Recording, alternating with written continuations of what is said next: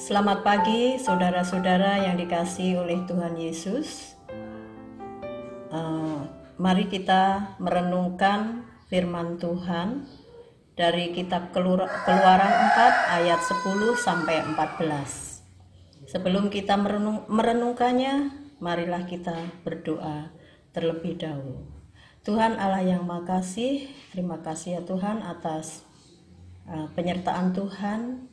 Hingga pagi hari ini kami dalam keadaan sehat dan kami hendak menyambut berkat Tuhan pada hari ini.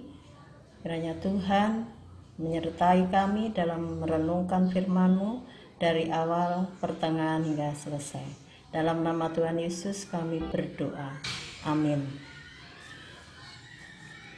Renungan pada pagi hari ini dari Keluaran 4 ayat 10 sampai 14. Kita buka dulu dan mari kita baca bersama-sama. Lalu kata Musa kepada Tuhan, "Ah Tuhan, aku ini tidak pandai bicara. Dahulu pun tidak, dan sejak Engkau berfirman kepada hamba-Mu pun tidak. Sebab aku berat mulut dan berat lidah." Tetapi Tuhan berfirman kepadanya, "Siapakah yang membuat lidah manusia? Siapakah yang membuat orang bisu atau tuli, membuat orang melihat atau buta? Bukankah aku, yakni Tuhan? Oleh sebab itu, pergilah, aku akan menyertai lidahmu dan mengajar engkau apa yang harus kau katakan." Tetapi Musa berkata, "Ah Tuhan, utuslah kiranya siapa saja yang patut kau utus." Maka bangkitlah murka Tuhan terhadap Musa, dan ia berfirman, "Bukankah di situ Harun orang Lewi itu kakakmu? Aku tahu bahwa ia pandai bicara. Lagi pula, ia telah berangkat menjumpai engkau, dan apabila ia melihat engkau, ia akan bersukacita dalam hatinya." Amin. Saudara yang terkasih dalam Tuhan Yesus, semua orang mempunyai keterbatasan, baik secara keahlian juga secara fisik. Secara keahlian, ada berbagai macam karunia-karunia Tuhan yang dilimpahkan kepada manusia. Ada yang ahli dalam bidang musik, olahraga, menyanyi, dan banyak sekali yang tidak bisa disebutkan semuanya. Ada keterbatasan secara fisik yang disebabkan dari mulai lahir dia sudah cacat, dia punya keterbatasan. Kemudian ada yang disebabkan oleh sakit penyakit, kecelakaan yang bisa membuat orang-orang tersebut mempunyai keterbatasan. Hal yang dulunya dinikmati bisa diambil oleh Tuhan dengan berbagai cara. Hal itu tetap harus disyukuri. Keterbatasan-keterbatasan ini tidak membatasi kemurahan Tuhan. Tuhan masih tetap terus memberikan anugerah-Nya, sehingga Tuhan selalu memperlengkapi kekurangan atau keterbatasan yang dimiliki oleh manusia. Jadi Tuhan memberi kemampuan khusus untuk menutupi kekurangan tersebut. Contohnya banyak sekali orang-orang cacat atau orang yang lemah tubuh, ada hasilnya, bisa dilihat. Mereka bisa berpenampilan seperti layaknya orang-orang yang sehat atau yang dilahirkan sempurna. Banyak sekali artis-artis yang hilang kakinya, matanya tidak bisa melihat, ya. Banyak juga pelukis atau ahli apapun yang tidak kalah dengan orang-orang yang sehat atau orang yang sempurna. Olahragawan juga demikian, ya. Kalau kita tidak bisa melihat secara mata kita bisa melihat di dalam televisi atau HP kita, ya, bagaimana keadaan orang-orang yang lemah tubuhnya, cacat tubuhnya itu bisa melakukan seperti orang yang tidak kekurangan atau orang yang sempurna. Itulah kuasa Tuhan yang harus kita syukuri dan kita kagumi. Nah, contoh di dalam Alkitab yang sudah kita baca yaitu tentang diri Musa.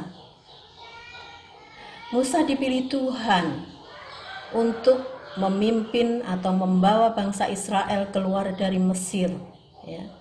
Biasanya orang yang ditunjuk sebagai ketua atau pimpinan biasanya orang yang ahli, orang yang punya yang sempurna, orang yang punya keberanian, orang yang pandai bicara, ya, orang yang vokal, ya, kalau zaman sekarang, ya.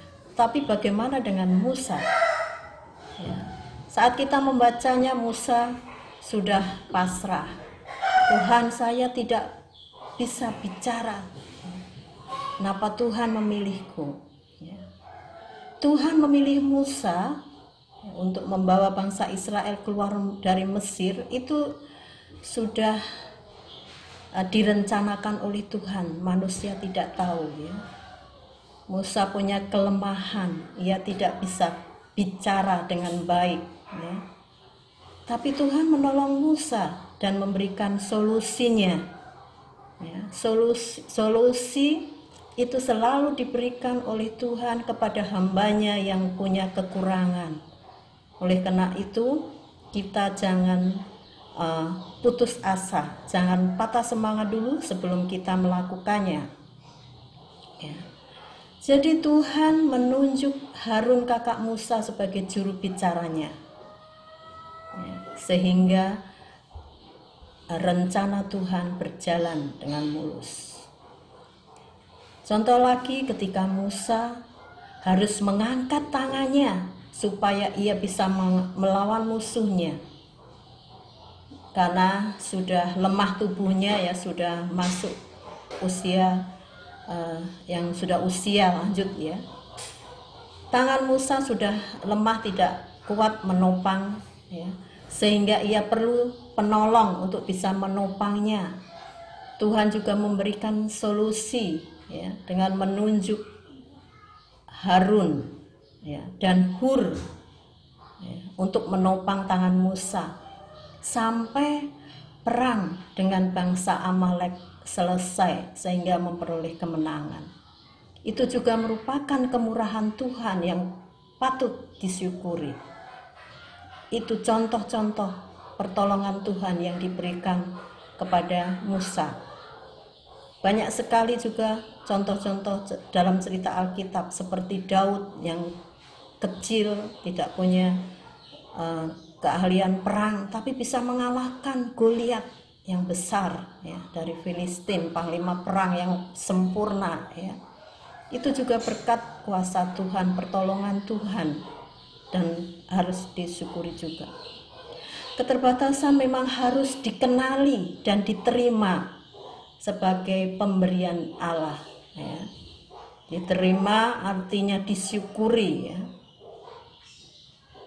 Seperti halnya saat ini dunia mengalami keterbatasan akibat adanya pandemi COVID-19.